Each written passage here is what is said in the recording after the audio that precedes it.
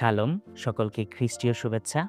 আজ আমরা পাঠ করছি আদিপুস্তক তার ১৯ অধ্যায় ১ থেকে ১৪ পদ, যেখানে বর্ণনা করা হয়েছে সদম নগরের পাপ, লোটের আতিথ্য এবং ঈশ্বরের সতর্কবার্তার এক গম্ভীর চিত্র।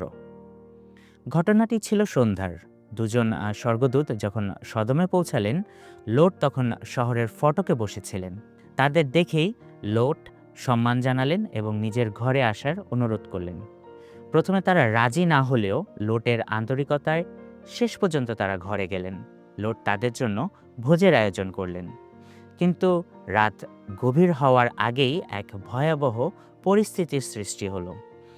সদম শহরের যুবক থেকে বৃদ্ধ সবাই মিলে লোটের বাড়ি ঘিরে ফেলল।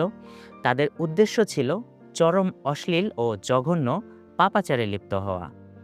এখানে আমরা সদমের প্রকৃত রূপ দেখি। পাপ সেখানে কোনো ব্যক্তিগত বিষয় ছিল না, বরং পুরো সমাজে মিশে গিয়েছিল। যখন একটি শহরের ছোট থেকে বড় সকলে একই অন্যায় লিপ্ত হয়, তখন বোঝা যায় সে সমাজ কতটা অন্ধকারে ডুবে গেছে। লোট তার অতিথিদের রক্ষা করতে আপ্রাণ চেষ্টা করলেন। তিনি অনুরোধ করলেন, ভাইয়েরা আমার, এরকম অন্যায় কাজ করো না। কিন্তু তারা শুনল না, উল্টো লোটকেই হুমকি দিল। ঠিক সেই মুহূর্তে স্বর্গদূতেরা হস্তক্ষেপ করলেন।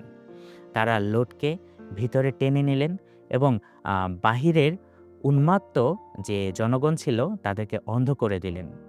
ঈশ্বর বুঝিয়ে দিলেন তিনি সব দেখছেন এবং বিচারের ক্ষমতা তার আছে।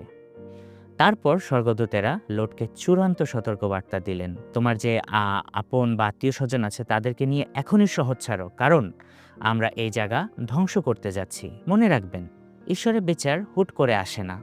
তার আগে তিনি সতর্ক করেন, সুযোগ দেন এবং বাঁচার পথ দেখান।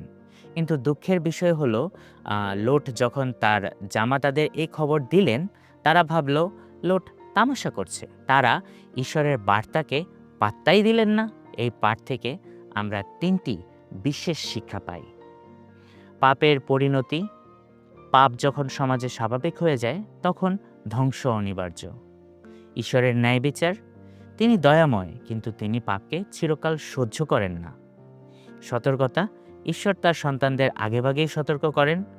প্রশ্ন হলো, আমরা কি সেই ডাকে শুনছি? আমরা কি সেই ডাকে সাড়া দিচ্ছি? আজকের পৃথিবীতেও নৈতিকতা ভেঙে পড়েছে। পাপকে স্বাভাবিক বলা হচ্ছে না, সত্যকে উপহাস করা হচ্ছে। নিজেকে প্রশ্ন করুন, আপনি কি লোটের মতো সতর্ক হচ্ছেন, নাকি লোটের জামাতাদের মতো ভাবছেন? এসব তো কেবল কথার কথা। ঈশ্বর দয়া করেন, কিন্তু তিনি ন্যায় বিচারকও বটে। আসুন আমরা প্রার্থনা করি, প্রভু যেন আমাদের হৃদয় পবিত্র রাখে এবং সঠিক সময়ে সঠিক সিদ্ধান্ত নেওয়ার জ্ঞান দান করেন। সকলকে ধন্যবাদ। প্রভু তার বাক্যের মাধ্যমে আমাদের সকলকে আশীর্বাদ করুন। আমেন।